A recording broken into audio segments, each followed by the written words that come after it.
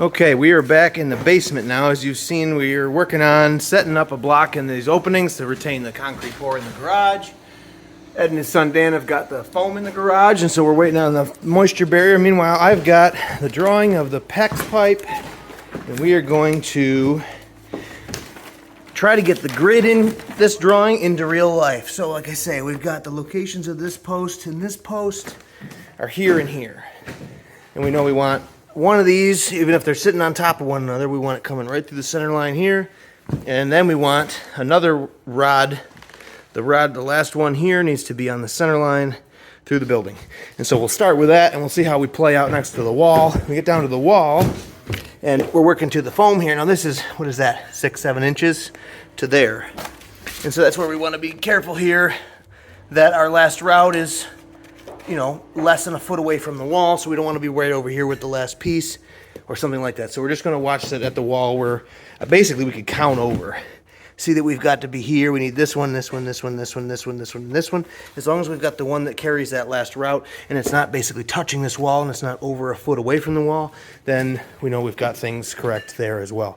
And it should work out because that CAD is based on the site measure of this actual concrete. So wish me luck.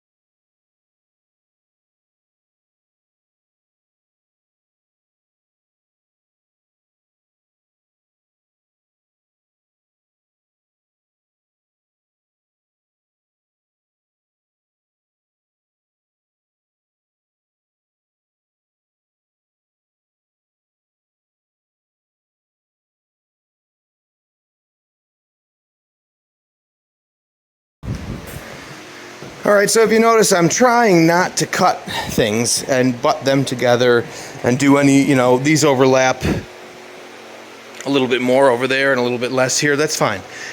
More than a quarter or a third of the sheet overlapping starts to become wasteful.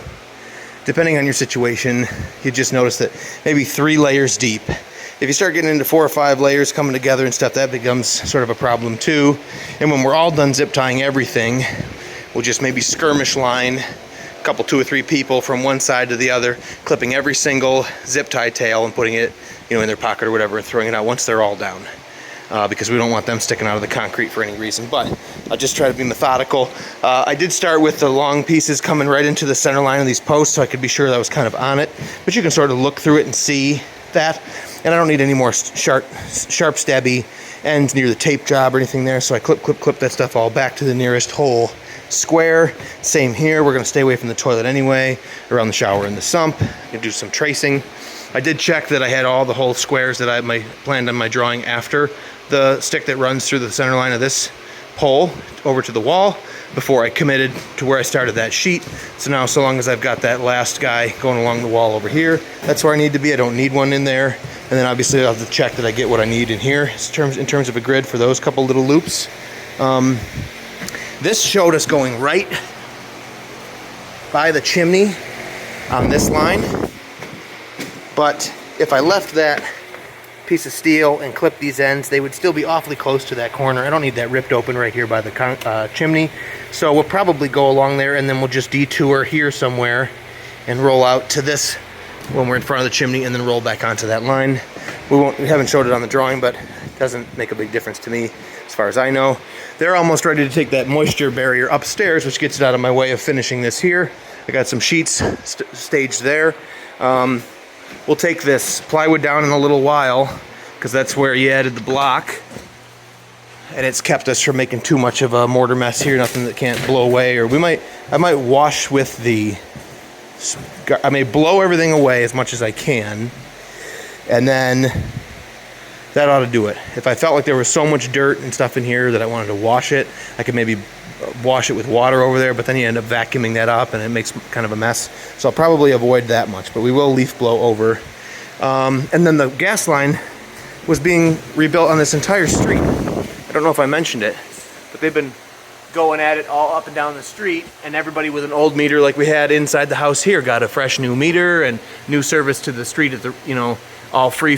So they wrapped us into that for free. They got our meter bar on the wall out here. And we'll go out there and look. But I thought he was going to trench from the road all the way in, but he actually just shoved the HDPE plastic gas line down the old steel buried tube, using it like conduit, which sounds good. If it works, keeps you from trenching through the whole yard.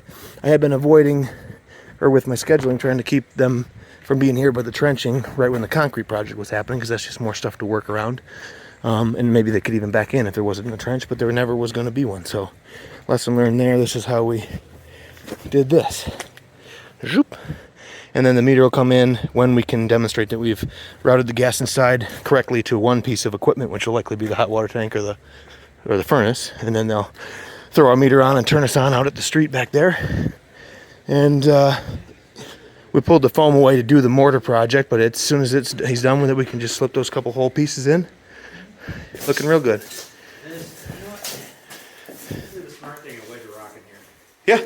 Yeah, there you go. Sweet. When we pull it up, just remind yourself. Oh, you want to take it back out later or whatever, yeah. When the plywood comes off. Nothing about that concrete surface was flat or level, probably. Yeah, everything about it. But I was just thinking, like, this side can be flush. The Yeah. inside, you can cover with the wall. Who cares? Right. Yeah, this would be the beauty side, wouldn't it be? Yeah. Yes. And as we go up more and more so, because the bottom half of that block will be behind the floor, but, oh, actually it'll be, yeah. Because once we go up 2 inches for the foam, it'll be almost flush with the floor. Yeah. So you do your best work there, and then, yeah, whoever does the rest of it, that's part of it. We're setting up the level for the next couple of blocks. So Dan and I are talking about that opening was the worst opening in the concrete, and if you just set a block in there all cocked-eyed or whatever, the other two will look even worse, and then you're standing in your garage drinking beers going, what the hell happened here, you know? So, and we're not going to go up higher with the barrier, and we're not going to put foam on the edge. We're going to use the expansion joint as thermal isolation. so we don't look at the top cross section of 2 inches of purple board here forever. But we will take the moisture barrier up behind that so that there shouldn't be any moisture coming up into the garage through his floor at all either. So he's going to be in real good shape. I guess it's time to move some mesh down inside.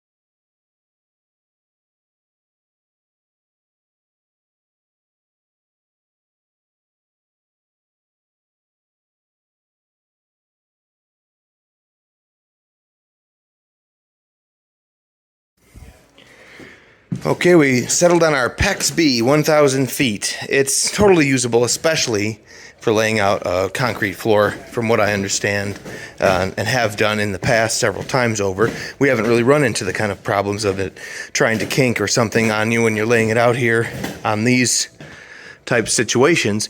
It's when you're putting it in a situation where we're going to try and do like the first floor or from working below, then you want to be careful, because not only have you got to turn around and come back, you've got to turn around and come through a hole through the joist, or in a situation like if we were doing it here, it'd be through sisters, and then turn and come back. And those pressure points are what cause you to kink here, by accident or quickly without thinking, and then you've compromised the run. So he said if we could just roll it right out in here and are easy peasy with it, doing those bends, there's no threat of any problem.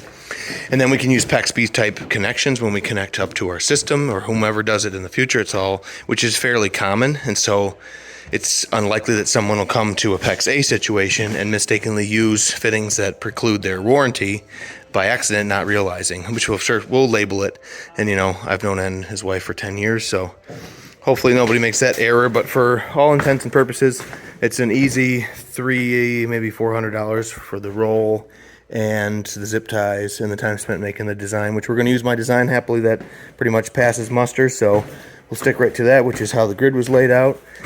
And so now I'll probably set up and get this wall frame in, and we're going to do holes on a 2-inch center line in the center plane of that wall, which will allow us to line right up nicely with the manifold system that they use, instead of having to come out of really like a widespread every 6 inches and like consolidate into a manifold. And I don't want to take up any more space than is actually necessary.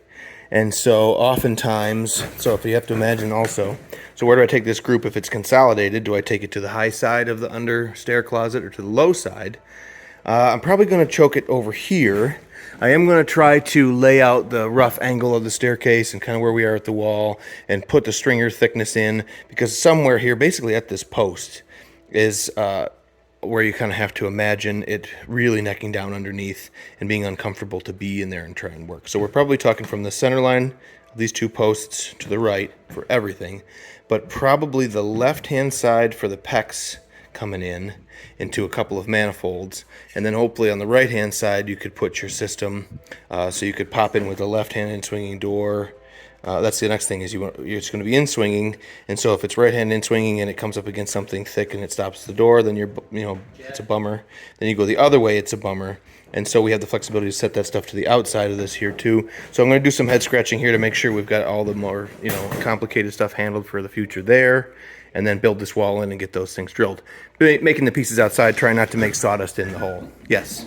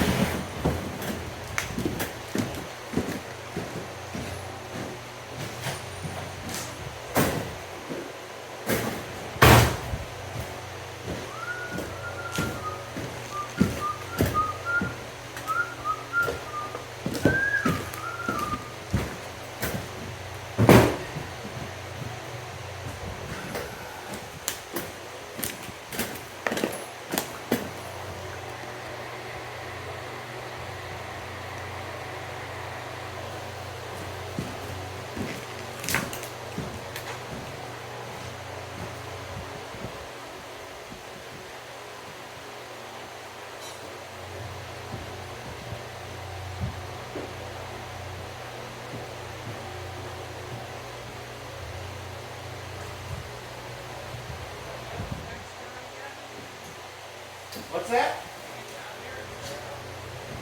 Are you done in the garage? Okay. Okay.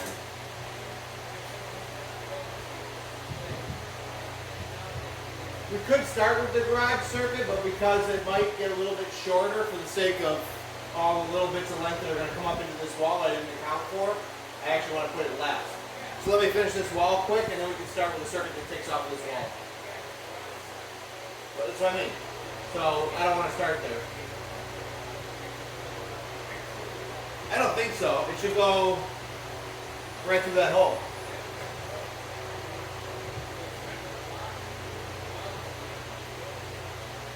Only just is something, I think, isn't it? Is it only just over the top edge of the floor?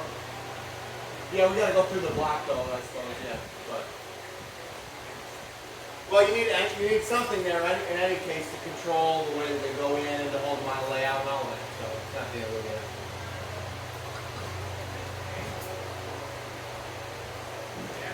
What?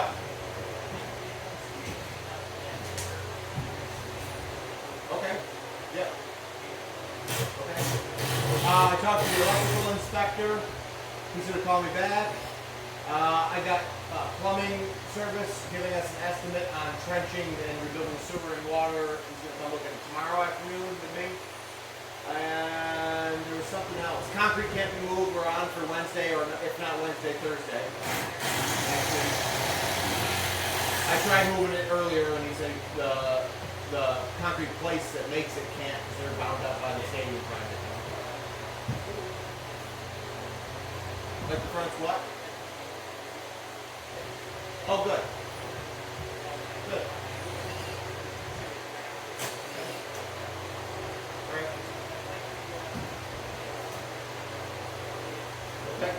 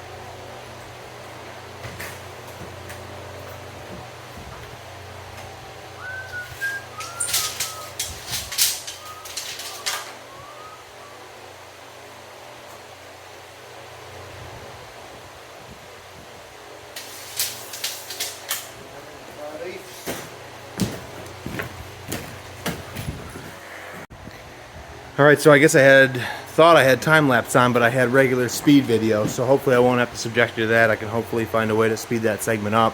If it looks weird or if I don't get that done, then I'm sorry. You can, I'll see you in court. The lovely part of this is that as soon as I make the bottom surface of that stick level to the top surface of the foam over here using the 6-foot level, and then I throw the 6-foot level on that stick and level this end over here so that it's looking good, and I go up and stick a plate the same thickness on top, and I measure that distance and fill him in, and I come over here and I measure and it's the same exact distance to make the other piece. Now I'm really feeling good here. That's one of the first ways we get to reward ourselves for our meticulousness. But I'll make one more stick there the same length and slam him in. I'll get all 4 corners kind of attached to one another or whatever. And then I got a couple of band clamps or like hose clamps that'll go right around at the bottom, right around toward the top, 4 points to control it in there real nice. And then I probably will hold off drilling it until I'm absolutely sure of where the group's going to go on there, which may mean we route all the pecs and just leave them long here, and then in the end bring them all together in a more sensical way. But we're gonna have to have that locked up before we pour. Anyway, at that point I'll put a hole big enough to put a conduit, long radius conduit elbow in to support the pecs coming up and through the center line and stuff. But for now, this will get us to a point where we can at least tie the ends of the pecs to that with string or a zip tie or whatever. And then this part of the job is done as well. I won't fill in a stud layout until later, but I will want to think about that too. It's not necessary to have a complete layout, and so if all this stuff exists within the wall, it would be neat if some portion of it could be kind of covered in the future. The thing about putting it in the closet is it's out of sight, but it can consume the closet up. And so I wanted to have the ability that, you know, so if we needed things, just the pecs toward this one low end of the closet, and on the other end some other stuff facing us, and they're, you know, connected across the airspace tight to the bottom of the stair step or something to get over to there and have that stuff, and then the control module maybe on this side, so then the door would swing. These are just things you want in your head while you're doing this much. I think we can make that happen, but for right now I gotta get this thing finished up here.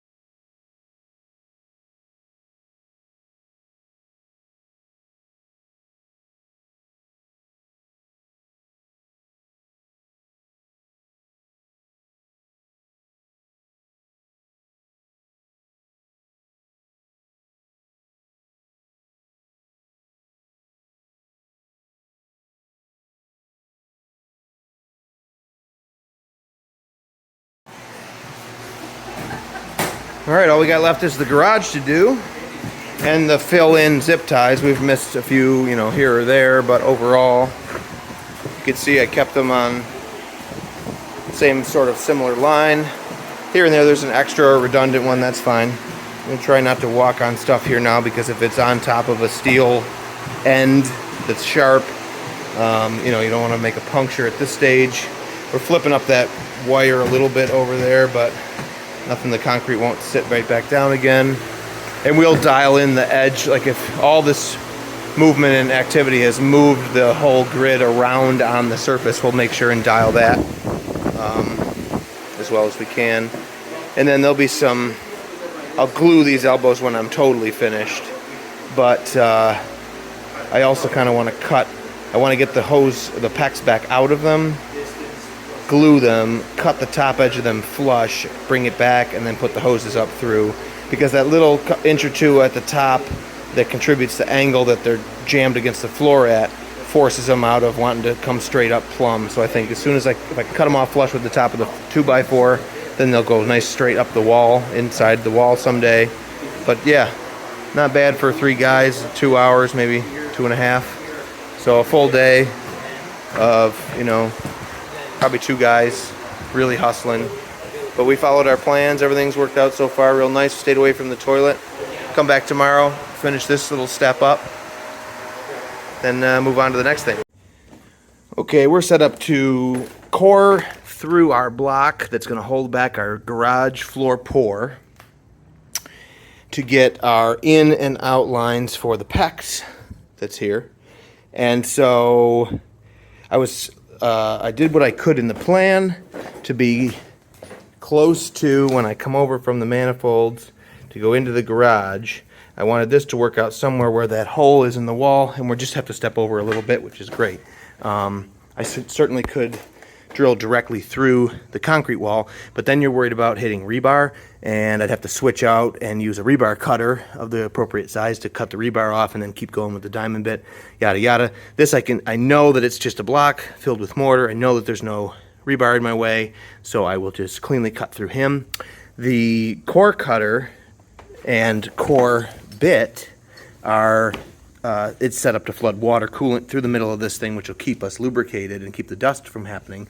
And I'm doing it on this side rather than in the basement, because in the basement we've basically got a ice rink situation where the water would just pool and have to dry away, or I'd have to vacuum it. So over here I can try to get it to flow out, or it'll go down into the gravel below and percolate down into the basement foundation eventually. I don't want to take too much time drilling here though.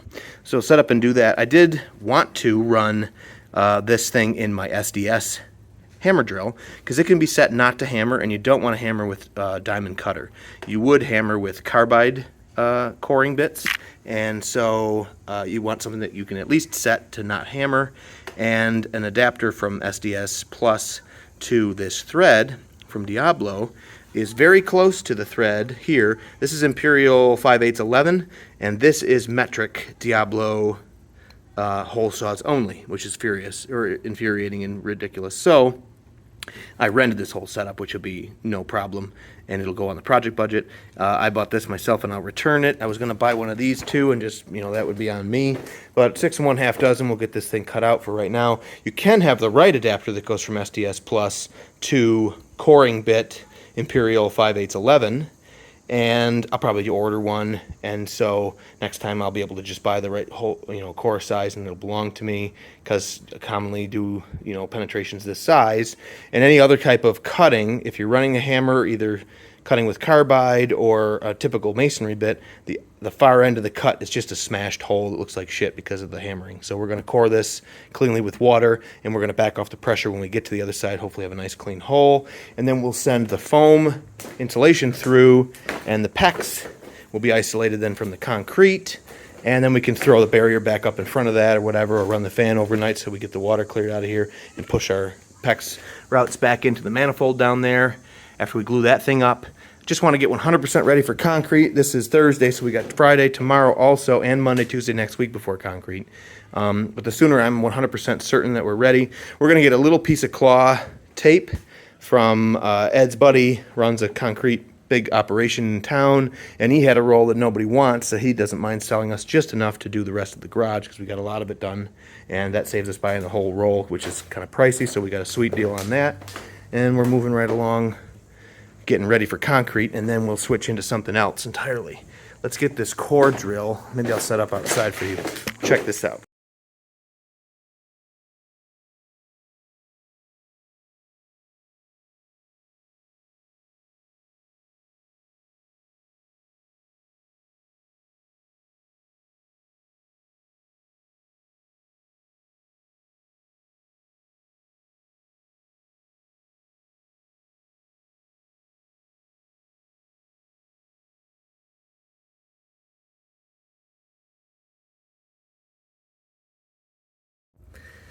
Well, I try to keep the water mess to a minimum. You have just a ball valve, so I just turned it up enough to see water flooding and not full blast. As soon as I came through the other side, I shut the water down. I'm sure we can leaf blow this puddle off the plastic. I may flip that up and leaf blow it off the foam. And all things considered, that'll be real nice. Let me take the foam down there, see what we got to cooking.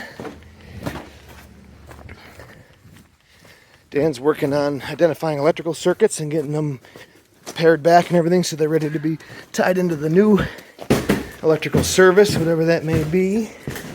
And Ed's been working in the upstairs bathroom. Yeah, this will be fine. See how much of a slightly different angle makes, over 8 inches, but in the end this will go right in there, you know, and our PEX lines will go right in there too. So I got to knock that little plug guy out of there.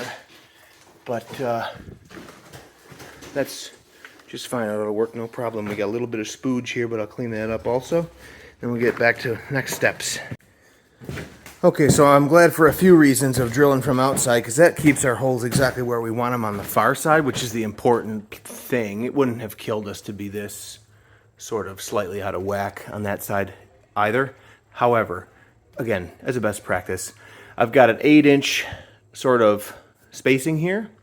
And so what I think I'm going to do here is just use a couple scraps of 2x4 as a sole plate and a top plate, and cut a couple stud lengths, which is going to be about the same as over here. That's the other nice thing about sort of the surface of all the joists being coplanar and level. I can kind of make 2 more 2x4s at this dimension and put them on a piece of a top plate and a bottom plate at with an 8-inch wide gap between the inside of them. Then I can come over here and I can stick that, I can screw the plate in. Now he'll be long enough, that's the thing about not making him 8 inches long, he would just float here. But he'll be long enough to jump across, in theory, although it looks like this stud's right on, so I'll probably just go into that one. I really would like to have 2 points, so I'm going to actually try to bother to find a piece long enough to go from there to there. And then the two studs come down on either side of this pipe. And then they hang a piece of plate down there. And of course, it's wangling around. I want to move it so it hangs plumb 1.25 inches off the surface of the concrete wall, because we're going to have that 1.25 inches of styrofoam behind this wall. And so I'll probably anchor him up there so that that's where he is if he hangs plumb. And then I'll just run over to the wall and put something behind it that's 1.25 inches. Probably not that foam, although it could come to that.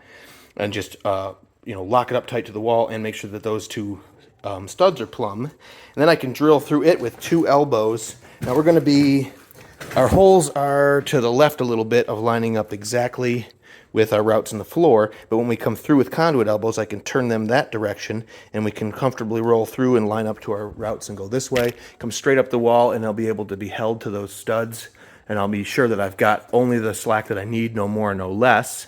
We're going to turn through elbows in here as well.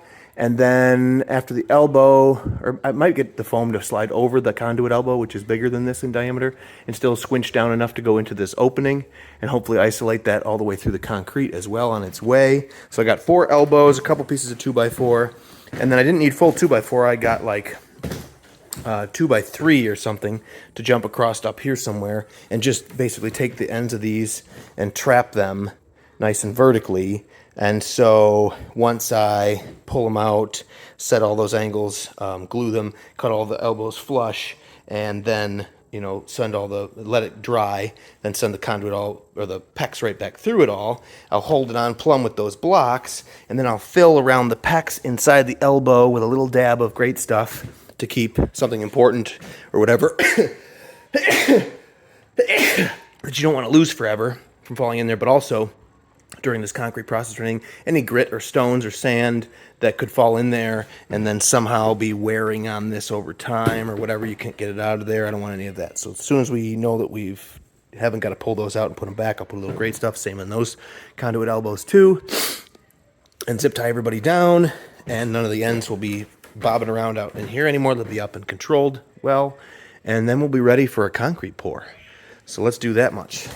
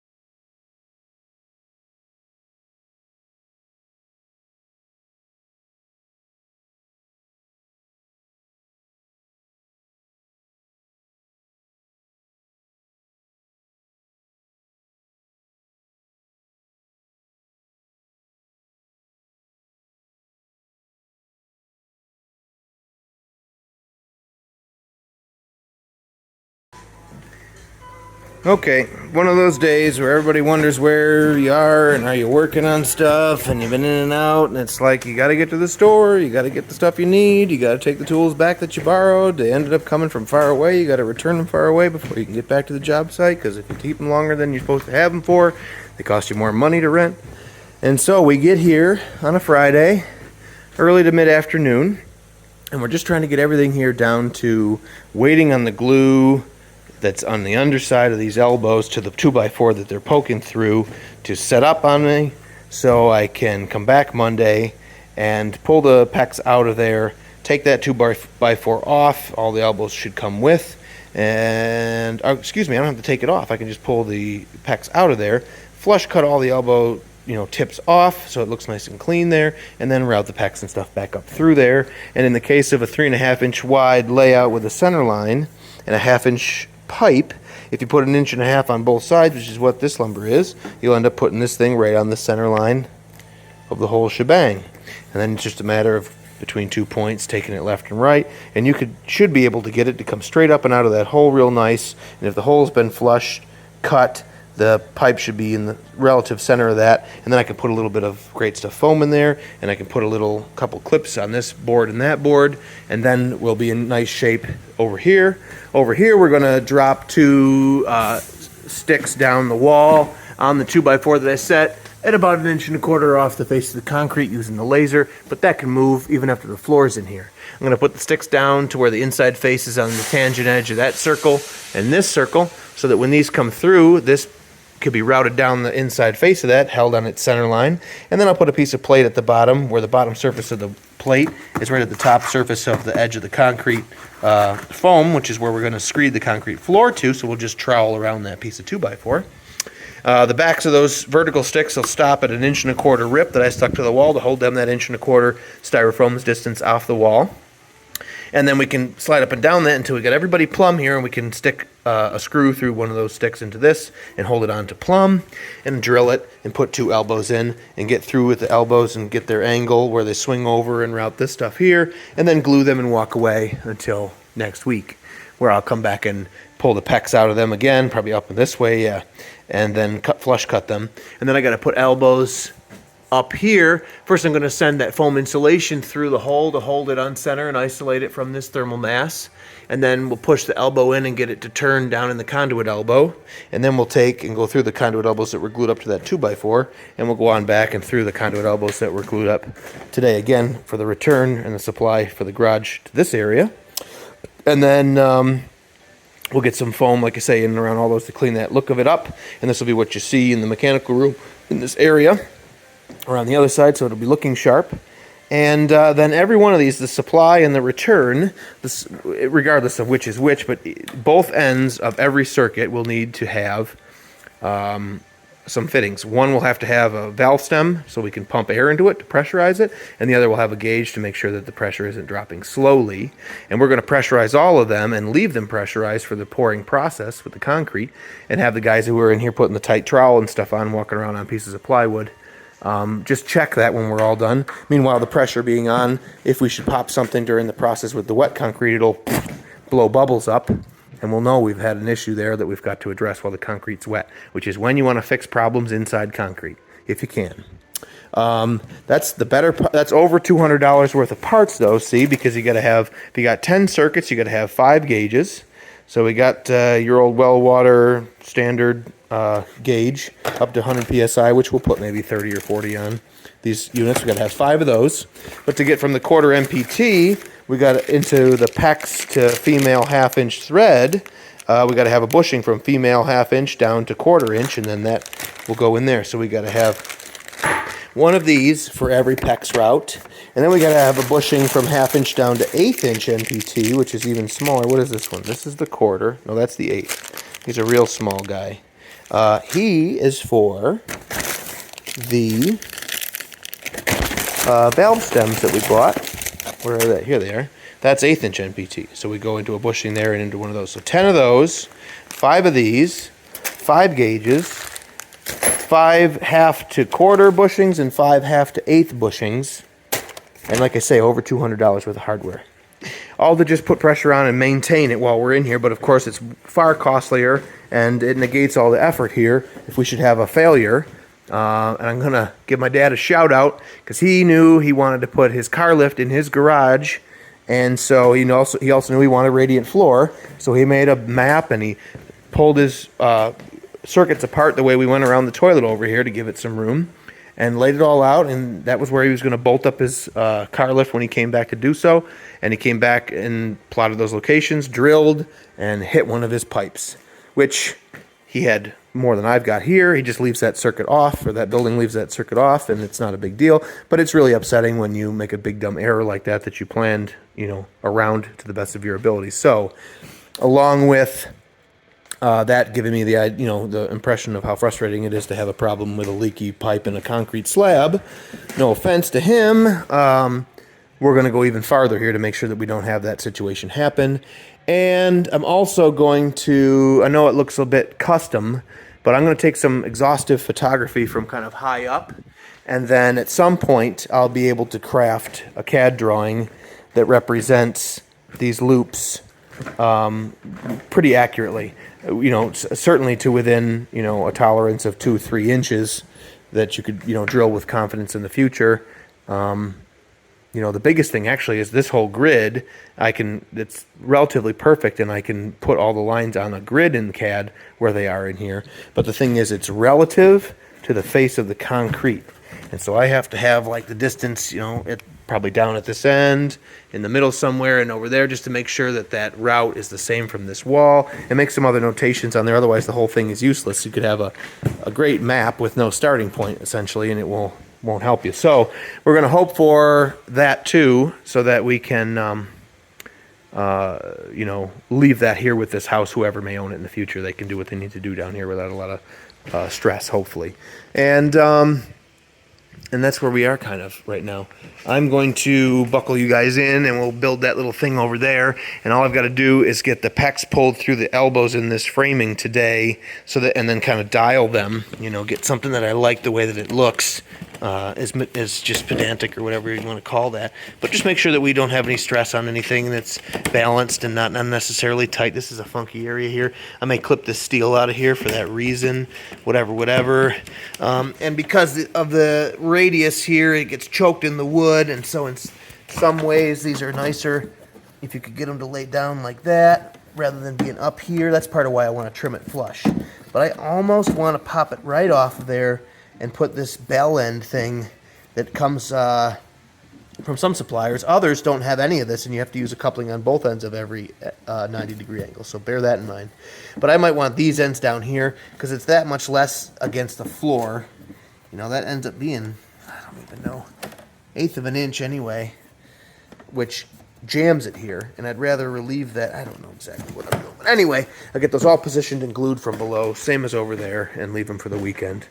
And then we'll come back and get the last little bit of that stuff that I mentioned done up, and we'll cut this thing off and post it. How about that?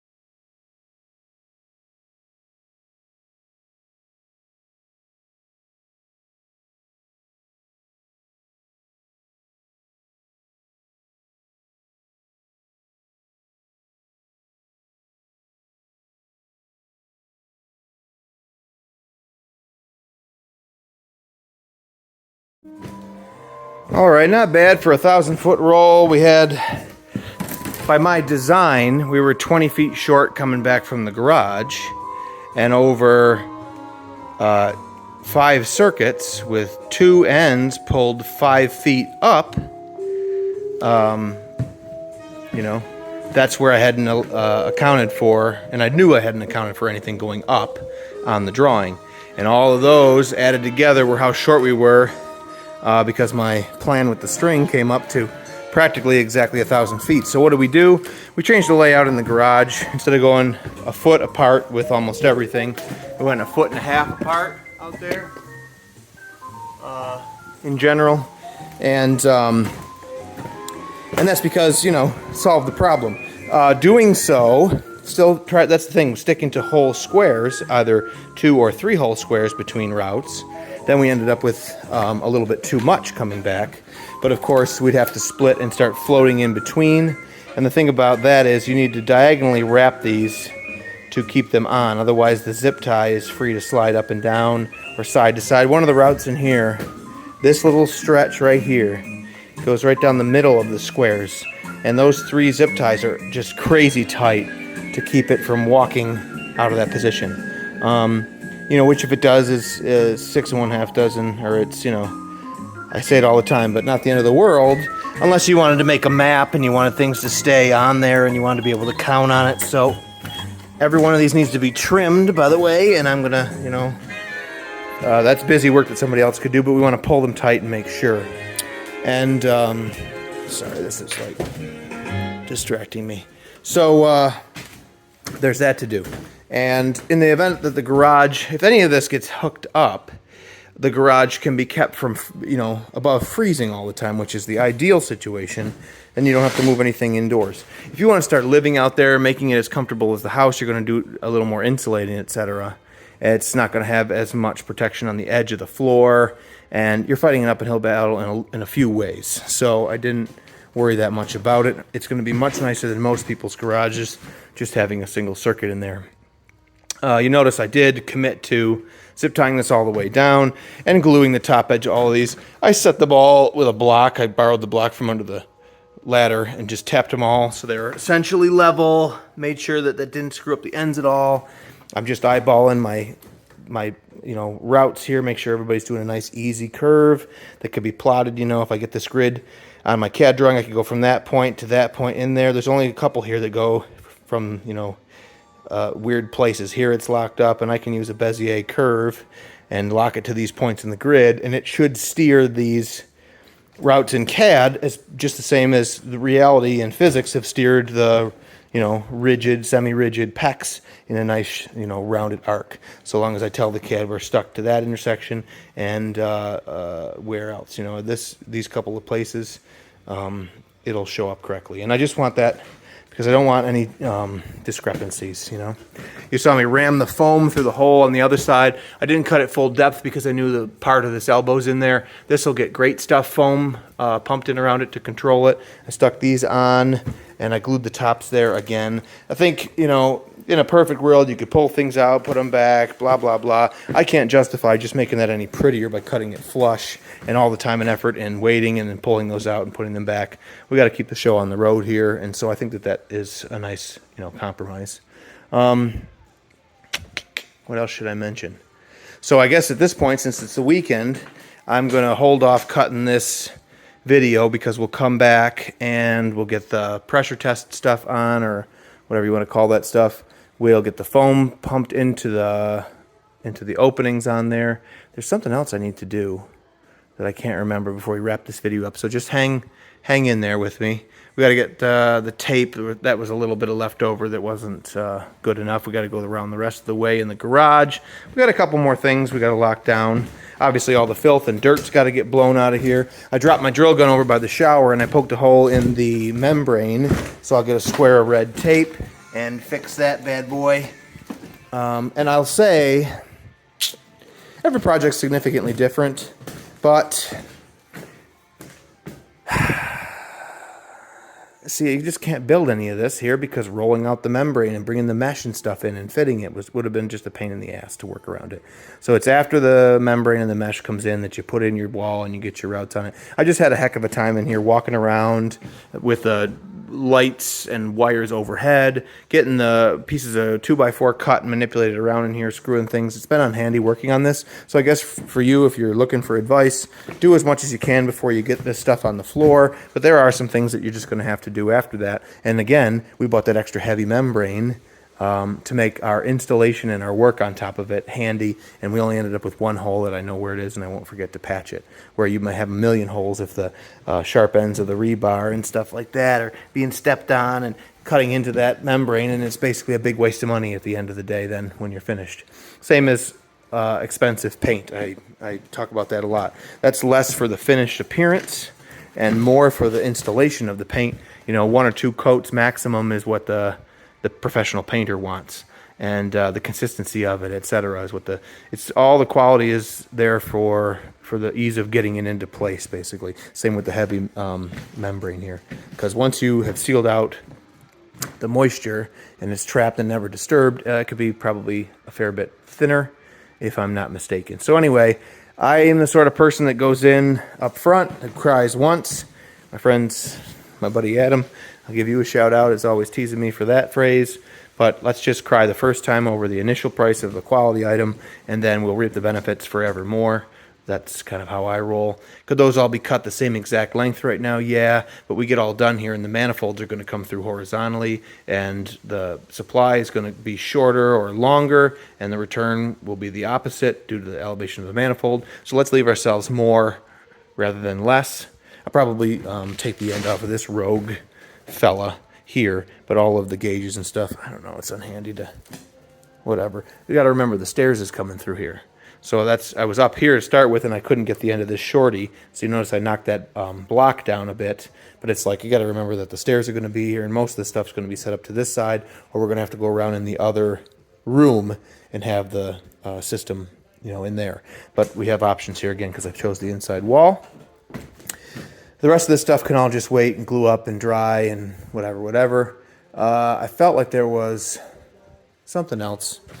Doesn't matter. I'm going to call it a day for right now. We'll wrap this up next week, and then we'll cut this video off. Sorry. Blah, blah, blah. Hang in there, guys. Well, I just stopped in on the weekend to get my project book so I can get my hours, my record of hours this week, so I can do the invoicing, which is this thing. The calendar book where I write the numbers of hours every day for each different customer, depending on who it might be throughout the week or throughout a single day, and then I just total them at the end of the week. However, I got looking at this over here, and just out of curiosity, I figured I'd just see if this 4-inch stack would plane behind the wall now that we're out the 1.25 inches that the foam is going to hold us on, and it looks like it's just a little high, but then the hub holds you up even more, and so really it needs to be out another heavy 1/4 inch. So I'm just thinking, since once the concrete pours up, these elbows will be locked in and the pecs will be locked in, and there'll be no moving that away from the wall. There'll be no ability to deflect that out, what you need, if you want to move the framed wall that we put on the floor away from the wall a little bit more than what's necessary for the foam to be able to fly right across the face of it with drywall and not have to gouge the back of the drywall out and have it right, paper and a little bit of board right in this spot and that spot. I guess that's not necessarily exactly where it's going to be since that's just sitting there loose and stored for right now, but to give myself more breathing room, I might replace that with an 1.5 inch piece of material, and then I can slide this toward me some while I've got all this flexibility.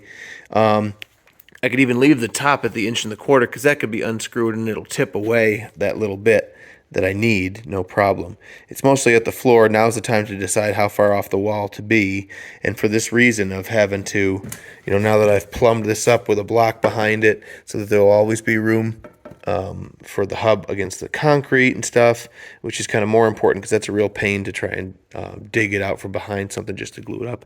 And I've got a few things to glue up plumb in here. And so even up there where the hub is sitting at the wall and touching it on the hub with this plane, I'm still a little high of the 2x4. So I think the safest thing to do is to put an 1.5-inch layer behind it there and hold that out just a little bit more. If there's a 1/4-inch air gap between the back of the framing and the surface of the styrofoam board that we don't like, could literally just go ceiling to floor on every stud down that wall with some great stuff behind it and let it just expand and push the foam toward the concrete and then fill in towards the framing. As a best practice to make individually sealed bays rather than a long cavity of air travel. So I think that's probably worth doing. Otherwise, that stack of those components would be so close to the back of the drywall, it would really suck, and it had the potential to always show, crack, or whatever. So it's just something that I figured I'd check, and it came to me when I was here visiting when I'm not really on the clock. And hopefully that is something that's, ends up being kind of pivotal. And there's something else, that I pat myself on the back later for doing, hopefully. I had thought around and around and around, a lot of it in the shower, but this is some more thinking that's important to do. See, if I want the drywall surface to be smooth in the stairwell here, I've got to bring this framed wall out to planar with the beam, and so then it carries the drywall right smoothly down, and the stairs come smoothly down and die into the surface of the drywall all the way down. Because in here I can finish the ceiling over to here and down, and you never have to box out and around that. The way that this is framed now, this will have to be boxed out and around. However, I did this because it aligns with the 3.5-inch post that we've got here, and that post is on a center line with the wider post. Otherwise, it'd be a best practice to have just scoot this one way or the other. And I thought about this when I finally placed this too. When I pulled the center line off the pair of beams there and set his center line to it, I said to myself, do I actually want to justify this side to the one side of the beam or vice versa? And I ended up putting it on just dead nut center, because even in the end, at the end of the day, that's something. Being completely on center. And now what does it afford me? I still have the ability to put a 2-inch layer of furring on the face of this framing here, and then carry drywall right down the surface if I want to, make the wall wider, and all these routes stay on the center line. Well, they stay where they are, and the wall gets thicker to this aspect. I could thicken it this way also, to which there's no real benefit. It's just in the bathroom when this wall comes across, then this wall being a little bit thicker, framed out like the extra 1/2 inch that you need here will probably be what I do, just so that drywall just smoothly covers it here. The thing is, we're going to have a door into the bathroom, and that makes the door jamb a 1/2 inch thicker. If it's a pre-hung interior door, you're going to have to put an extension jamb on it or something like that to get the door jamb in the wall. So, there's a chance that rather than coming over, out, over, back, down for the sake of the jamb over here, I'd probably take the jamb, like an ordinary 2x4 wall justified to this surface, to there, and then come out and catch with one, the 2x4 that's here, maybe just rip a 2x6 so he comes out to the plane of the furred up side of this wall that's just got the 1/2 inch plywood on it, then picks up and takes that. So the wall in the bathroom next to the sink just comes along and jogs over a tiny small mountain for the door, and you don't notice it. If I do it right at 2 feet from the back of the wall, and I put a square 2-foot square, if a vanity cabinet goes in here, then that little thing would come out, and the little step in the wall would be sort of flush with the front of the cabinet, and it would look as though we brought that over to incorporate the cabinet, or it would tie it in a little bit better rather than putting that notch right on the sideline of a cabinet. So when the time comes, I want to be thinking about doing that type of thing too, so that the counter doesn't have to be notched, but it can be set against that thicker plane. Then the wall steps down and carries the door jamb, and it'll probably, I think the door is an in-swinging right-hand door, which is like this. And so your light switch will be there on the thinner part, and hopefully you'd have to come all the way into the bathroom and look here to see some kind of discrepancy that's been pushed all the way around the corner, basically. But this is stuff that I'm thinking about long before most of the guys on crews that do this type of work are ever thinking about that, if they ever are. And that's just one of the benefits of having, number one, a GC. But in my case, I like to think I can go even farther with my design degree. And consider aesthetically how things are going to need to go, to consider the final equipment that's going to be installed, and do all of that now, which is when you have to think about these things, because I very well could loosen these band clamps, loosen those screws, and walk this wall over this way or that while I've got that flexibility in the system of piping and before we commit to that concrete. So, here it is, the weekend between finishing this up and being ready and putting the finishing touches on next week. And I'm here to get my project book, but I was thinking about this at home. And it's not necessarily to my credit as much as it is. If you're doing something like this, you don't ever want to sit it down, especially at these times when you have all kinds of flexibility right before making a big commitment like pouring concrete. It might be frustrating to customers for me to have so much holes in my time the past week or two getting ready for this, but I do not want to just be slamming on every other thing that could be possibly going on around getting this all ready. There's other things that need to get done around here. I could have stuff pulled apart. I could be chipping away between not wanting to set up and then pick up due to weather with anything outside, and not much of other stuff being necessary around here. I also want the elbow room for my brain to stay involved in this task even when it's kind of off the clock on the weekend, because it's to my benefit as much as it is to the customers, and I'm not that abusive about my paying time normally. But now's the time to make these decisions, last minute decisions. I'm going to think about it more because today's just Saturday, so this is floating around. If it stays like this, then so be it. If it moves, that's why. I just want to think about, the other thing I was thinking too is, would you put conduit and cast it in coming out of a piece of floor plate over here or over against the bathroom wall? Probably not, or something. But, 2 routes of this size conduit just to be able to feed PEX over and up into this wall from an outside wall if someone wanted to add hot water radiators upstairs and make this whole house, radiator based on a boiler for heating source.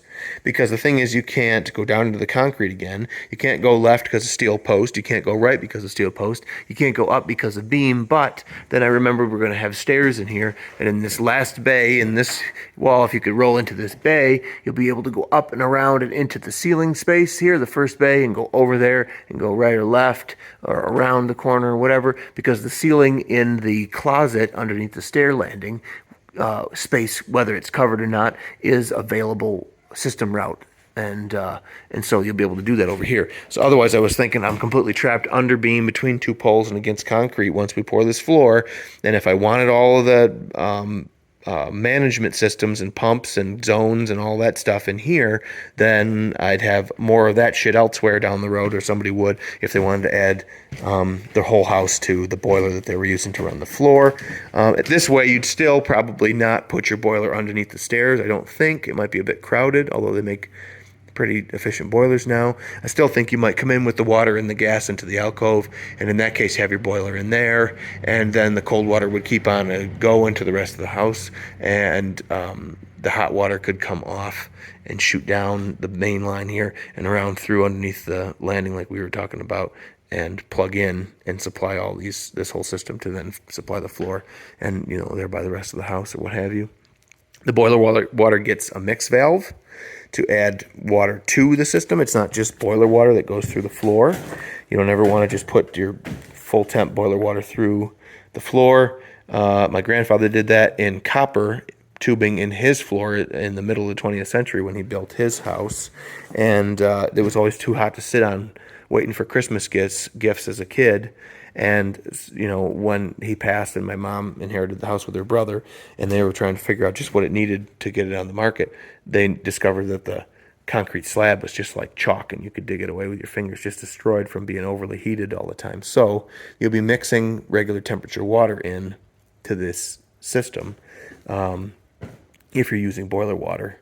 If you're using glycol, then it's an entirely different setup. And again, you probably want to use glycol outside. So then there'll be some decisions to make. I want to leave people all the flexibility in the world to be able to get the equipment placed the way that they want it to. And because that's the point of all this, is to give folks options in the future and to be to reap the benefit of that value if the house is sold, whether it's ready for that or has that going on in here already.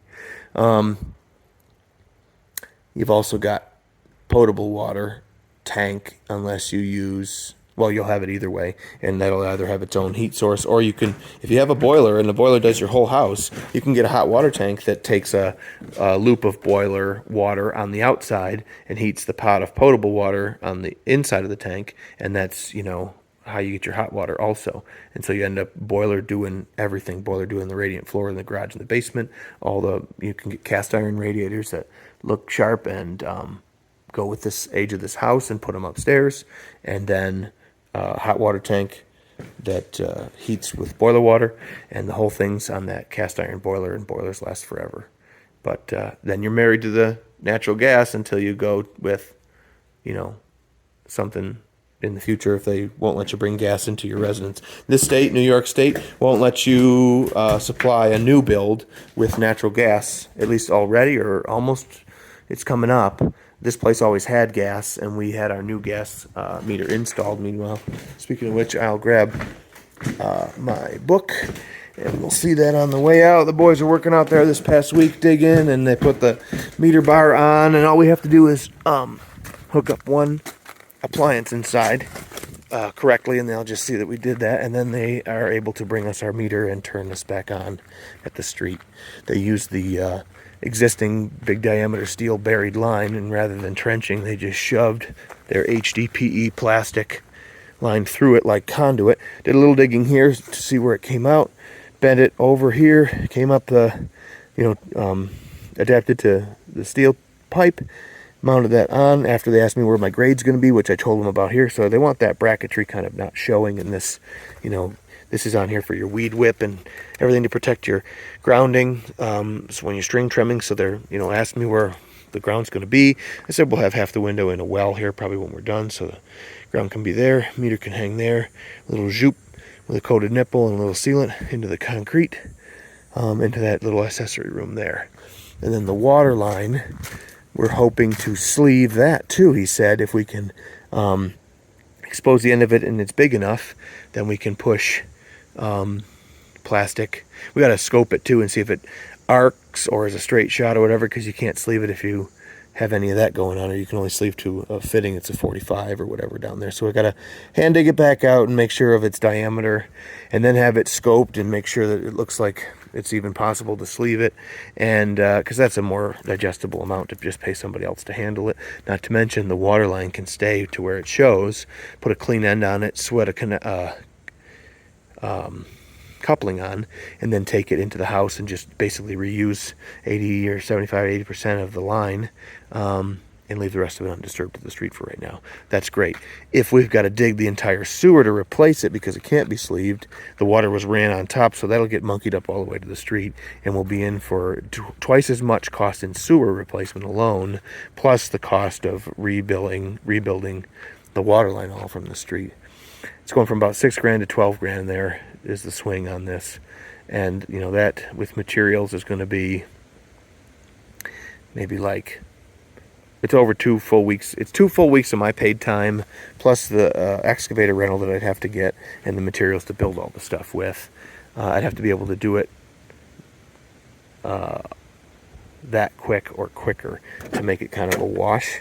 And I don't know that I want to spend 2 weeks digging an extremely deep trench and not having any help, because of course this will happen in a day or two. Is either a single day or a double day if things go to the maximum there, because they've got a crew, and it'll be in and out in a couple days finished. No one will be standing around. I won't be standing around trying to get a hand from Ed in there or get some help from somebody else. So that's kind of the decision making there. It's on my mind. I think we'll probably try and hire most of that out if it seems like, or at least if it needs to be dug, I'll have to do all of the digging with a rental machine and send it back, and then have them back down with their crew to finish out the end, digging a little bit and rebuild the whole thing. I just don't think that I can handle the whole thing myself without a full week out of somebody as a helper. And that's not because it would take a full week here on the site. It's because I have to commit to days at a time out of somebody's schedule, because otherwise they could be doing other things and they need to be able to plan on a full paid day. So if I take a full couple of paid days, I have to be sure that we can get here and I can get to the parts of the project where I need their help, literally. And so the safer thing to do is to offer, 3 or 4 paid days in a row, and then I can do what I can to get there sooner. But if things fall apart and there's big chunks of time where we get a flat tire or whatever else has happened here before, I've still got that person on the hook by the time we get down to getting onto the site at the step where I need their help.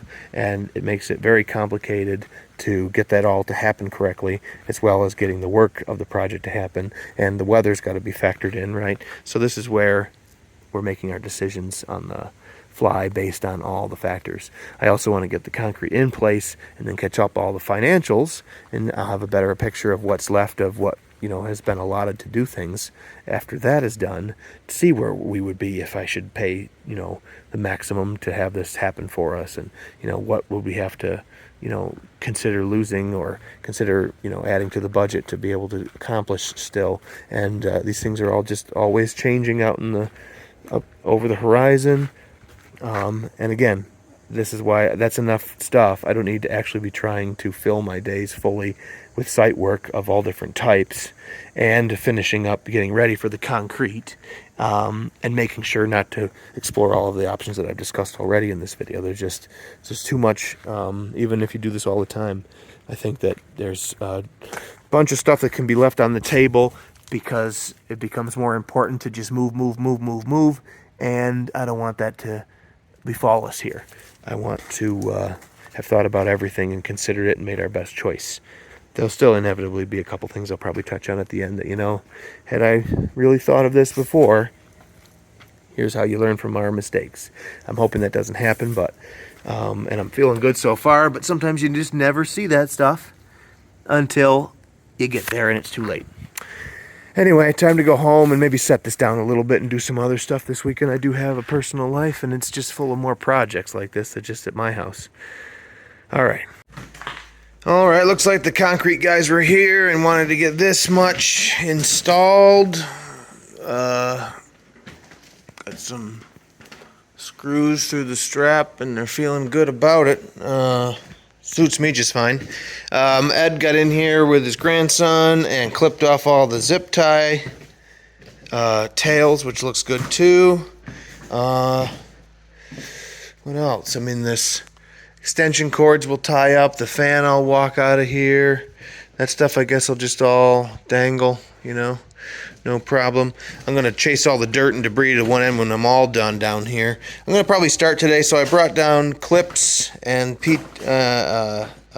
Teflon tape to put all the gauges and valve stems on, and fresh, clean grid layout drawing so I can quickly throw the actual layout of everything, onto it and account for how far stepped over those things end up being. And I may hold off just to lock these 2 openings into the actual finished. I can add to the drawing that I've got going in CAD, which is what the grid is, but I can end up with, open this up basically, I guess. I could end up showing, there's the concrete wall in here, but I can, like over here where we're talking about right there, I can end up showing the inner finished surface and then the framed finished surface. I can even show, even some more. I can put the bathroom plumbing in this space eventually. So I think that's what I'll end up doing, is continue to add what I feel to be all the most important stuff that someone doing renovations or something in the future would want to know, and put that on file at the town, just in case someone's smart enough to go looking or asking about it. This is stuff that I'm never privy to and doesn't exist for me these days, because no one did that before. But nowadays, going forward, I think of stuff like that, and it'll be good for just Ed to keep on hand. I'll probably end up laminating a copy and putting it in the utility closet or the wherever, and things end up being here again, just so that if anybody needs or wants to use it, they can access it. So we'll put the actual pipe route details or layout on that. So I guess I'll just buckle you guys in. We're just gonna do, you know what else I'll do first though, is I'm gonna walk everything upstairs that I don't need to put those features on there as far as tools go. And I'll get all the other stuff like blocks of wood and the fan and stuff I might kick on until I'm done here, but walk him out. I'll get the boxes and blocks of wood and everything out of here, basically everything down to just the garbage can. And then I just like to make that much progress before I even get started. I shouldn't have even left things here. I just wanted to walk out of here at the end of last week. And so I did. It's not usual that I do that, but another thing too that I'll mention is that every few weeks the tool room, or whatever you want to call it, all needs to be gone through. Things don't necessarily go back exactly where they go, but in moving them all back down here onto the concrete floor, we'll get all of that sorted again. There'll be things in there that I'm sure I don't think we'll need, that I can get rid of. The miter saw will probably come over and get set up. We'll want a workbench of some kind down here. I'm going to get a pallet jack that's hand powered to roll around. I'll just buy one for a couple $100 used and get that in here so that we can put pallets in here, and any personal effects and stuff that we move back into the basement while we're continuing construction can be stacked onto pallets. And that way, if it's in the way of ladders and stuff, it could be picked up with the pallet jack and rolled around. Everything going on pallets. It's one of the benefits of a smooth floor. You can start to rely on it for stuff like that you couldn't do before. So we'll do all that. But for now, like I say, we'll get the place cleaned out. We'll get all the gauges and stuff and get all those lines pumped up for overnight. Tomorrow is the day before the pour, so we still have a day off. I don't want to forget that the sump crock is sitting an inch basically lower than we probably wanted, and so maybe I'll play with that. It's probably the safest thing to do is for me to play around with it and get it up onto the laser line that indicates where the floor will actually be, and then tape with red tape the barrier to it. While I'm over there, I'll tape that hole in the floor. I think there's a few more zip ties that need to happen in the garage. I don't know, did Ed get that tape from his friend? You guys can see, looks like he did some more taping there, so that's all been taped up nice, so that's good. Getting real friggin' close here. All right.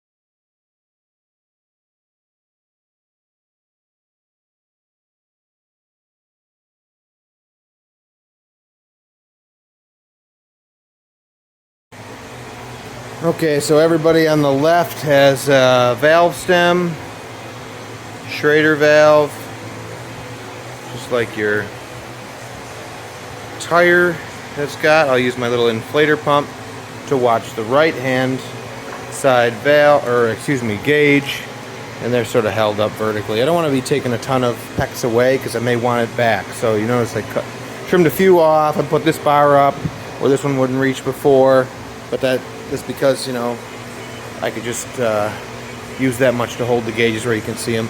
The rest of it will stay out of the way. Now, you don't want to spin this fitting in the pecs because it will spin. You want to tighten this into that and that into that without this really turning in there, because it just sort of reams out and creates more of a potential to leak. So I need this wrench, this wrench, this wrench, and this wrench size. And I don't have any of my wrenches here. So everybody's in hand tight with some Blue Monster Teflon tape on. And I'll come back with my wrenches tomorrow. I've been trying not to bring everything here like I keep saying. So that stuff's all in hand tight. I'm happy with all of that.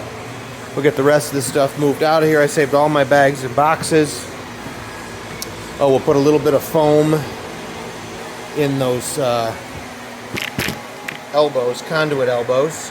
Let's do that.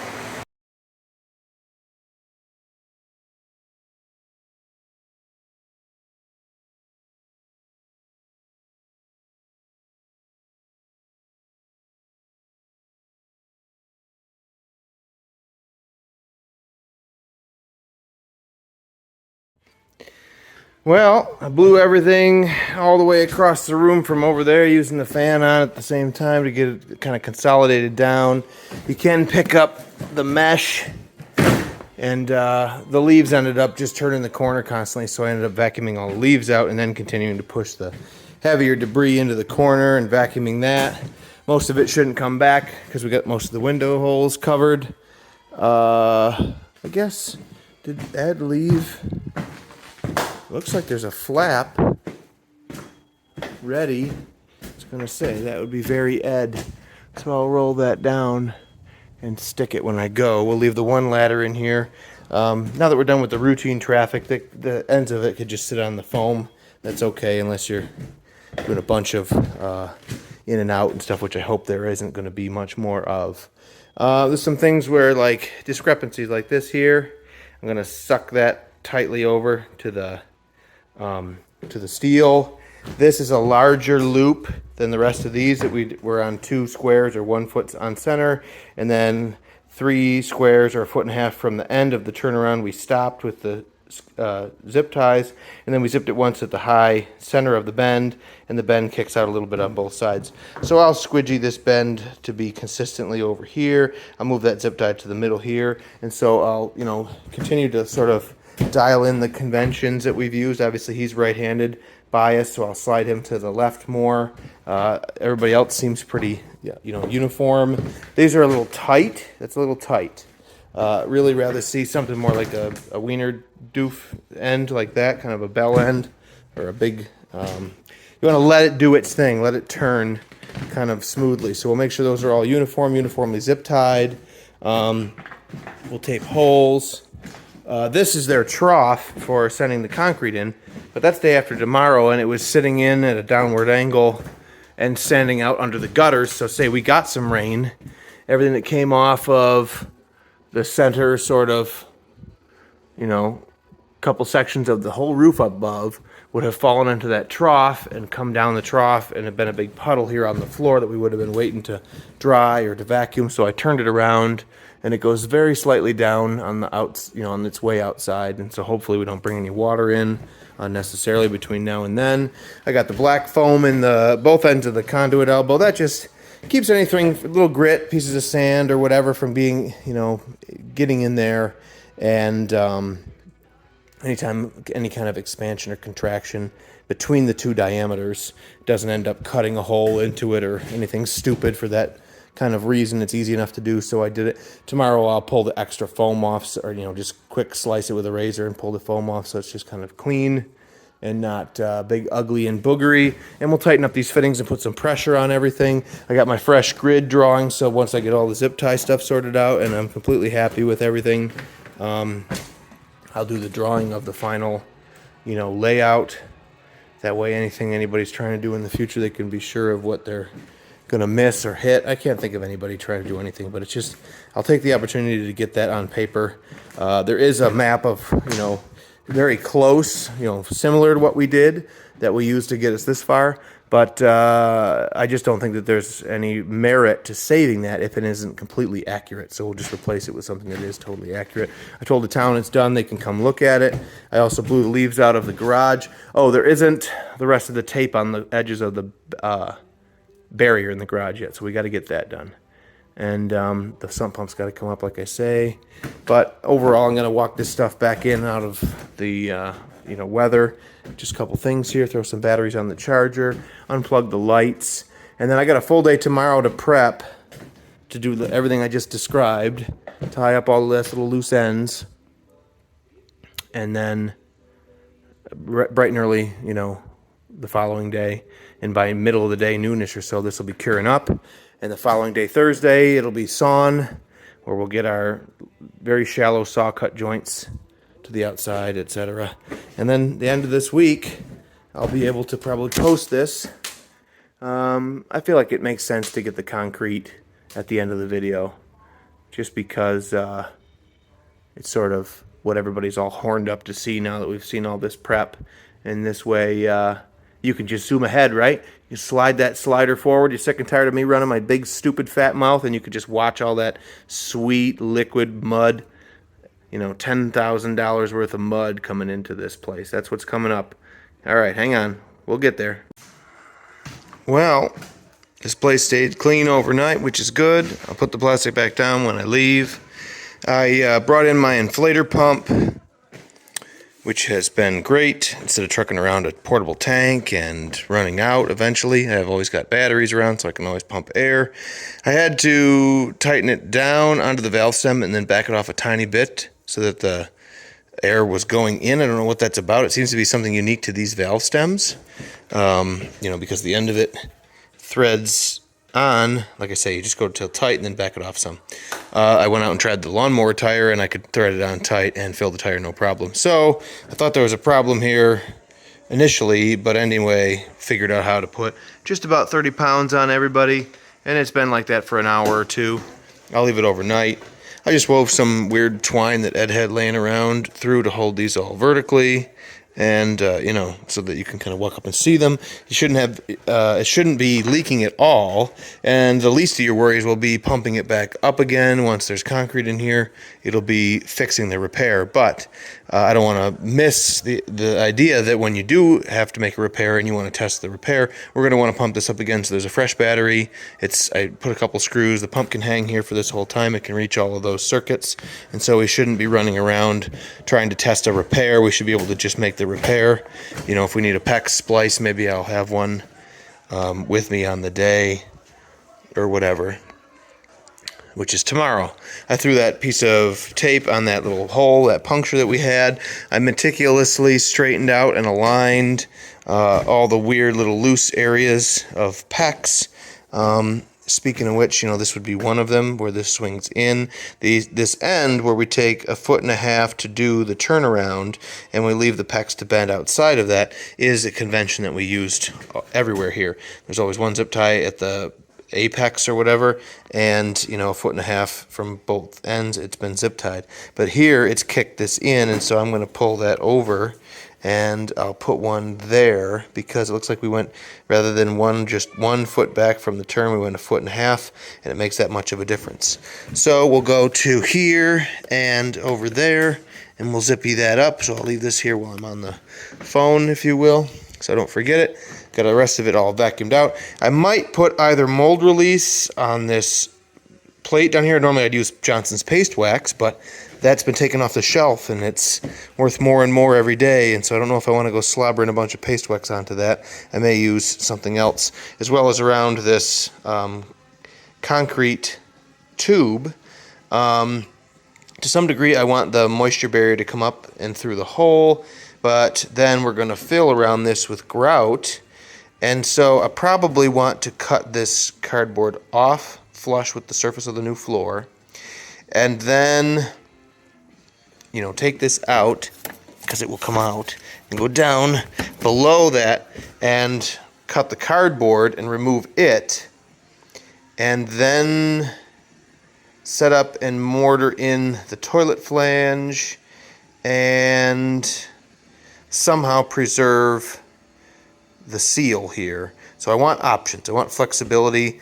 The concrete pouring up and kind of sticking to the tape isn't really likely, but I'll grease it up anyway so I can remove from the inside anything that I want to from the edge of the concrete. Although then you impart the mold release onto the edge of the concrete, then the mortar comes up and doesn't bond as well to it as if it would, or as it would have if it wasn't. So maybe I'll just leave that to, I just can't put mold release in later, so I want to decide whether or not I want mold release there, and maybe on this piece of plate here too. Mostly so we don't have a bunch of filthy, concrete film and crud all over it that won't come off. You open up the closet door under the stairs, and if even a small portion of this is exposed, and it's all, the inside surface of the wall maybe isn't finished for some time or ever, and it's all shit up with concrete in there, even though we, chipped it off and stuff, just stuff that I can do while there's nothing there so that we can get back to that state kind of easily. Just be thinking about that. I got the hose as it comes through the moisture barrier into the garage. Maybe I can get that on camera here. I got that taped up to the membrane. I got to run and get the tape that Ed got to tape to the concrete wall out there. Something I might do when we're all done here, because the tape will be exposed, even in the garage, even though it sits lower. I might come through with zip tape, or even like 4-inch zip tape, or even 6-inch zip tape, and put most of it on the concrete and plenty of it down onto that tape, but really get a sticky, well bonded membrane. It won't hurt to do that, at least in the garage. And if I feel like doing it down here, then we'll do it here also, because there's a couple places where it wants to lift off, and I'm sure after monkeying and screeding to the plastic and tipping the plastic up and down, it'll be farting around kind of trying to lift off again. And the thing about tape is it wants to release from itself. You need to get it off the roll, right? And so most tapes don't stick well to the top side of themselves because it has to come apart off the roll well enough to make it a product that people will be able to use and come back and try to use. So see that there, for example. It doesn't want to stick to the top of itself really well because to start with it shouldn't, and we've handled it and put oils and stuff from our hands on there. So we get all done.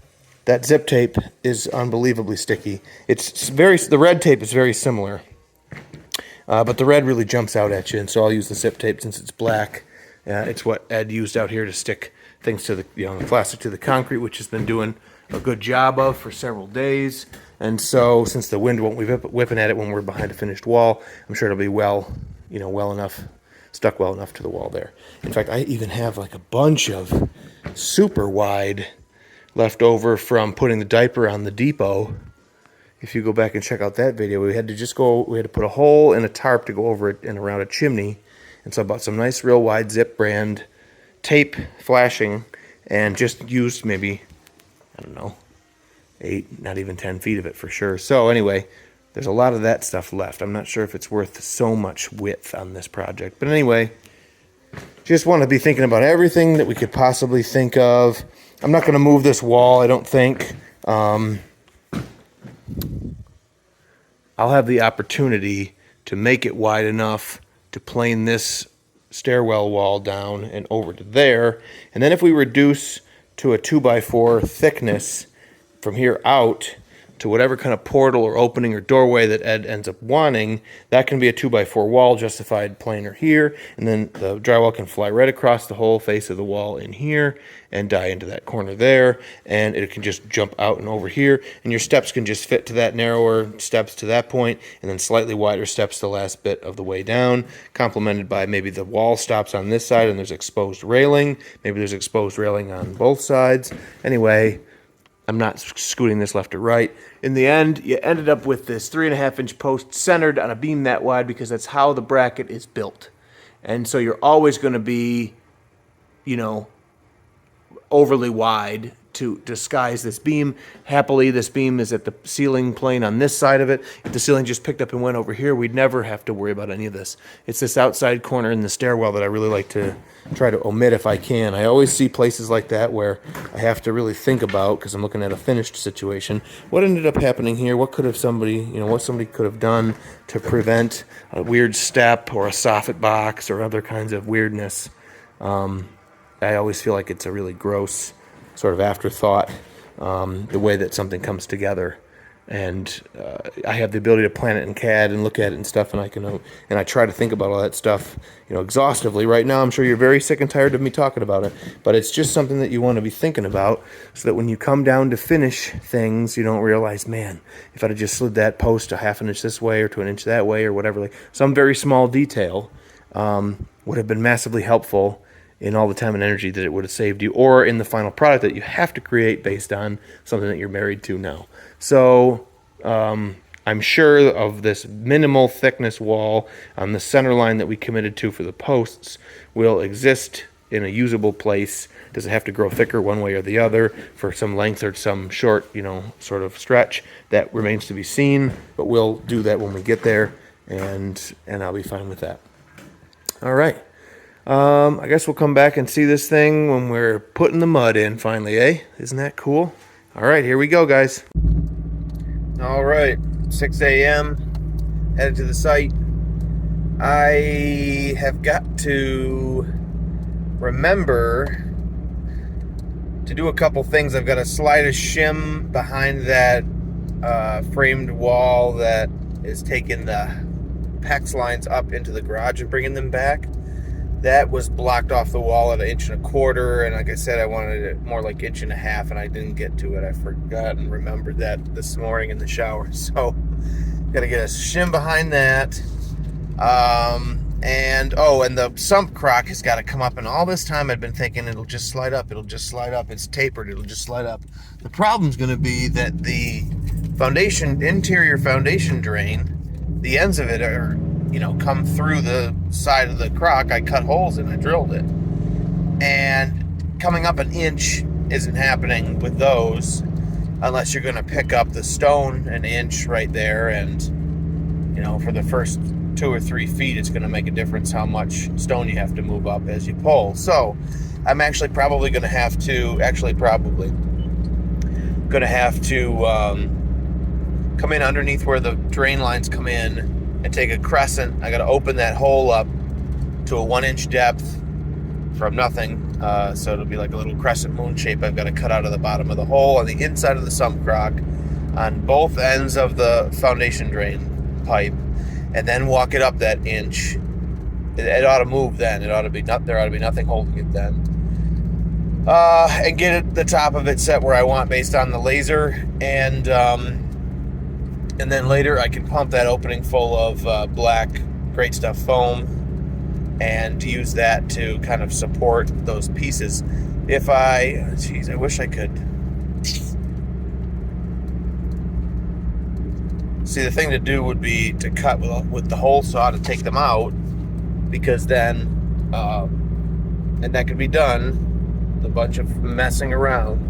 Then the little crescent piece would glue in on the top just as it fits in the bottom, because you'd used the same hole saw to cut it. And so, the outside shape would be that, which fits back into its own. So anyway, I probably won't end up putting anything back in. There'll be a crescent shape missing out of the top of, apparently right above both of those inlets into the sump crock. We'll cross that bridge when we come to it, because the sump crock is staying in there as of today because the concrete is curing up around it. It's better than nothing. It won't hurt anything to have that opening. It'll just unfortunately be, apparent when somebody takes the sump crock cover off. Hopefully it won't be that big of a deal. I will see how much of an effort it'll be to lift the thing 1 inch before doing any cutting, but that's got to happen. But first, and this video series isn't about making me look like, I don't know, like I don't ever make a mistake or have any oversight. It's just that I thought of these couple things that I want to make sure of today, and today is the day we're pouring. And so don't be surprised if you end up thinking you've got everything whipped into shape, and then, you know, you can't sleep that night because you got to remember to do one thing or something else. It just kind of happens. First, I got to get coffee and donuts for the guys because it's a real early morning and I want coffee anyway. So never hurts to butter everybody up. Get a little Timmy's, get over to the site, get those couple things done, and then sort of stay out of everybody's way and get some cool footage of this stuff going in. There's plenty of concrete pouring on the internet, but hopefully it's satisfying to see this. It's going to be super satisfying for me. I've been dealing with that old basement for so long because I see it every time I go over there. I'm drawn to the fact that that's the situation where a lot of people look right beyond that. So anyway, I've been really looking forward to this, and I can't freaking wait.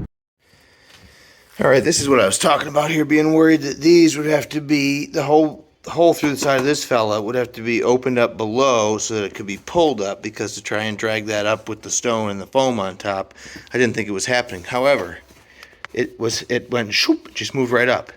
I tried it a couple of times over the past few days, just like getting a sense of what was going to be left to do over here for work, and it hadn't wanted to move, and all of a sudden it just shoop, slid. As you can see, it's smooth walled, it's tapered. I figured, yeah, maybe these would just pull up a little bit here without disturbing things, which they have, and now I can kind of just use a straight edge, or for example, this furring strip basically, or 1x3, 2x3, excuse me. But I just have to get from where we're going to screed onto the top of this thing. I'm pretty content with its overall elevation now based on that. And so then I'll just throw the level on there. I guess I've only got the 6-foot level, which is going to be a pain to, well, it'll extrapolate, frankly, over those two things to hang out into space. So I'll throw the level on it, make sure it's level at that height, essentially.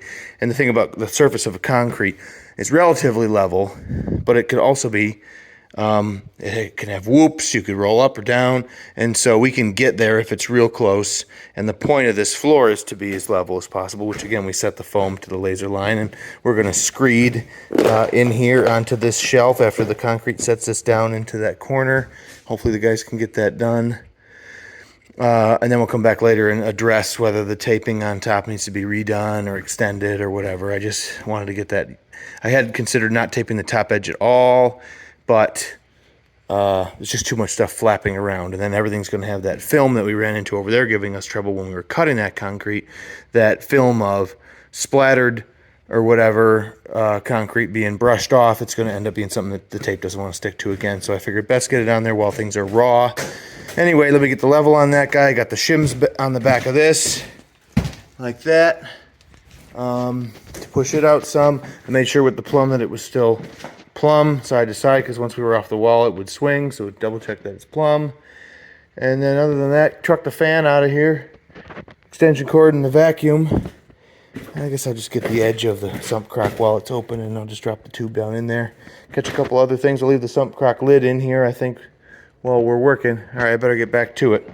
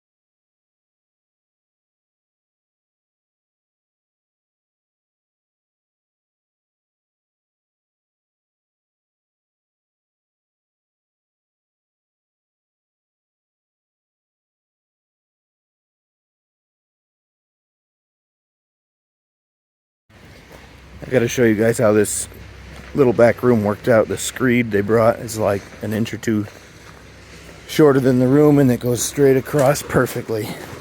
The honeymoon fit.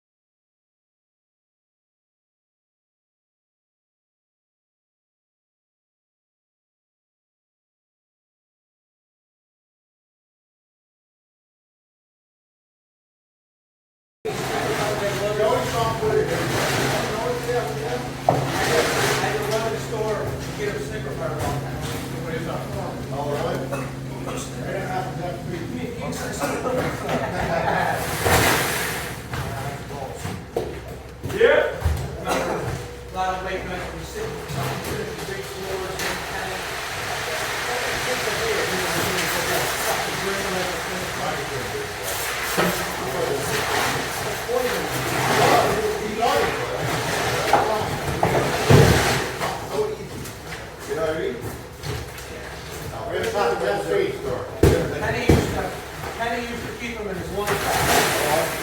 He used to have a box in the front. He used to open up the door. Yep.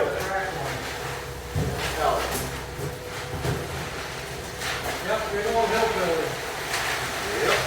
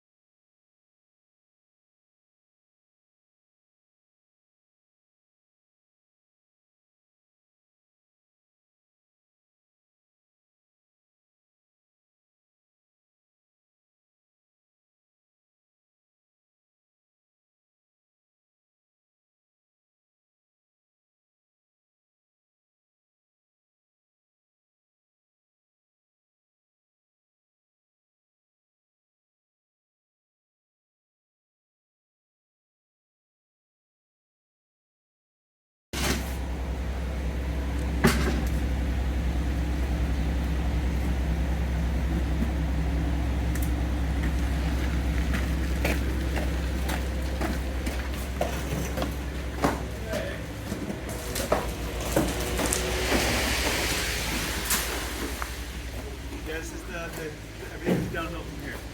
Well, No. Well, when you're referring to skate, like sledding, yeah. it's definitely a bottleneck getting ready to do this, and then it opens up again. You can do anything after this. But yeah, the last couple weeks have been sort of a jam up. So there you go. There's the first photo. It looks like oatmeal. It's kind of like oatmeal, isn't it? But the more you jiggle it, the more it melts down flat. Yep. Cool. Cool. Have some to play with the stick. Scoop some out of there. Here's our expansion joint. Got to get our. Hang on, I don't want to forget this here. This is supposed to be in there.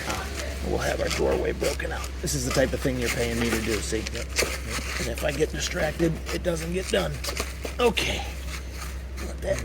You know the camera's still on and it's pointing at ground. He can edit that. Yeah, it's okay.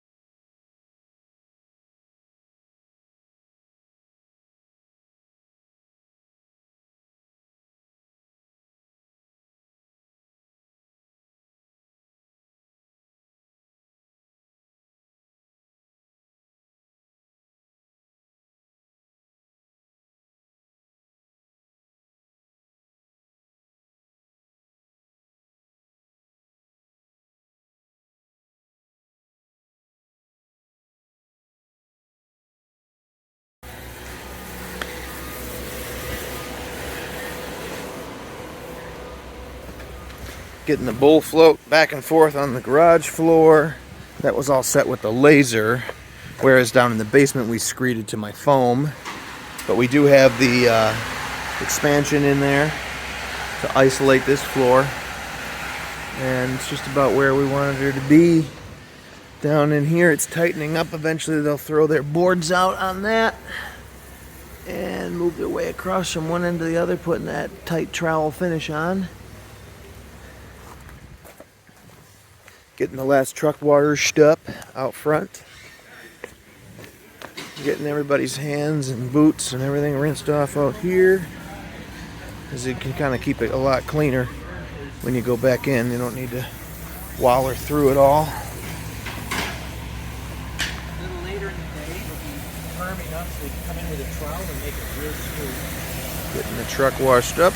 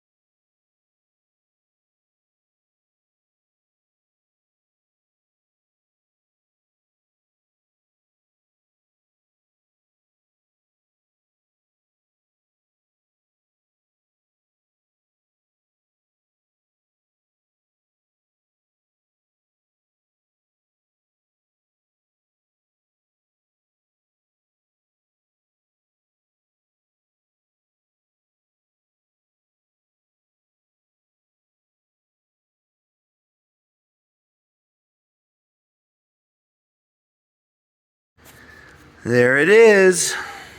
Watch me drop my phone right off in there. Ooh, it's acoustically different.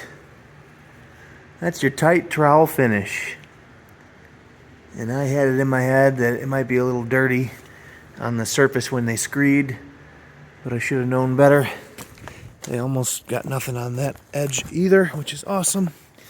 Get this flipped back down. Try and discourage Mr. Squirrel and Mr. Chippy Monkey from doing their mating dance or chasing one another right across that floor just before it tightens up. We got a saw cut tomorrow. We got our curb here. You know, I will say, you really just don't want this overhang because you could technically get moisture and expansion to lift, and that would be the reason something breaks here, you know, because it swells up. It's doing the same across the front, so time will tell. But it does exist with an overhang, and if we end up with problems, we are well inside with the radiant, so it could be saw cut, broken off, and repoured if it came to that, which I'd like to think it won't. We also won't have a lot of moisture content here. See that overhang? For the guys that notice that, I see that right away, but concrete is a living thing in a sense. And when it comes time to pull that board off and dress that front edge, you really can't cleanly slice it like cheese, and you're kind of stuck without a bunch of, you know, big project basically. So keep the fan moving some air. We got a nice dry sort of area here, so hopefully nothing splatters in. Keep that rolling for right now. It's about not quite noon, between 11:30 and 1:45. So we were in and out here basically 4 hours of hard labor time with the guys. A little bit of setup, a little bit of cleanup afterwards. Things are going to kick into high gear now. We got a saw cut tomorrow. We can gut the pod over the weekend and get things moved back in the garage, get that out of our way, and get our trenching done here for our sewer, and then we're done outside. I got to get this concrete slabs taken to my house. I got a flatbed trailer my buddy's dad runs independently, so he can show up one of these days with the skid steers here, and we'll load those on, and then I'll follow him to my house with the skid steer on a trailer behind my truck, and we'll take it off at home, and then we'll run out when he rolls up and load these off and stack them at my house. We'll get the foam installed on the walls. We'll get the remaining vapor barrier calculated and list it for sale. See if somebody wants to use that for their project. If they got something smaller like just the garage like we used it for here, we'll get the laundry machines inside.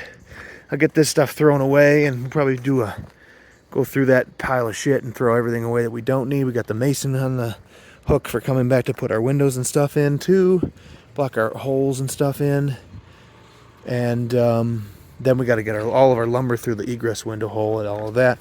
And at that point, I'll make absolutely damn sure we don't wish we had it, and we'll get the egress window put in, and that'll be right after I get the stairs built down inside. So then all the coming and going that we do will be inside and down and up and down the basement stairs inside, and then we can really call it, you know, done outside, which means we got to have some more fill. We got to get rid of that pile, spread him over here, get everything smoothed off. I'll probably order in some nice asphalt millings for the driveway for the sole reason, and again, I'll have to hold off on that until we're done trenching, but if I get everything placed and back dragged with the skid steer, then I can literally roll everything with the 5-ton roller, driveway and, you know, yard area, and you know, because it'll be worth doing on the driveway, and certainly would be sweet to do on the lawn or the yard. And so we'll make it work out so that we're ready to roll everything when we have the roller, and we'll do all of that up too. We'll roll up nice and tight within a foot of that new edge, and then we'll plate compact that asphalt millings there and plate compact all the last little bits. You'll see that sit down where we were next to the chimney with that hole, and out back with that major cribbing hole. You'll see that sit down with the 5-ton. In fact, I'll be careful not to just roll right over in there and get stuck, although he's got like agricultural tread wheels on the back, so he would be able to drag himself out of there hopefully, but let's hope it doesn't. And this whole area here will be tight, or excuse me, will be soft, and so we'll want to roll that and probably back and forth plate compact it. You know what I might do is leave it humped like a fresh grave, and then roll right over it with the 5-ton and basically try to drive that down in until it won't pack up anymore, and then strike it off with the skid steer blade. But that's all site work. It's not necessarily the next thing. I gotta get the workshop moved down as well, get the house cleaned out so they have a little more elbow room. All this stuff I threw outside, but we're not gonna actually continue from the panel with the BX anymore, at least not this BX.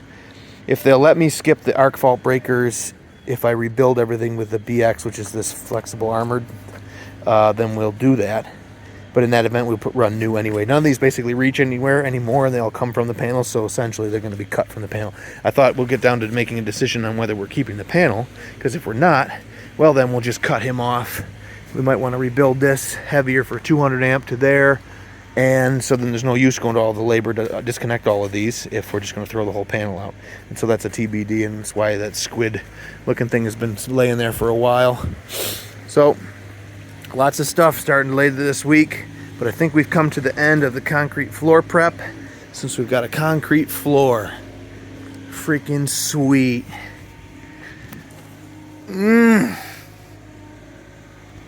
Beauteous. Lovely. Drink it in.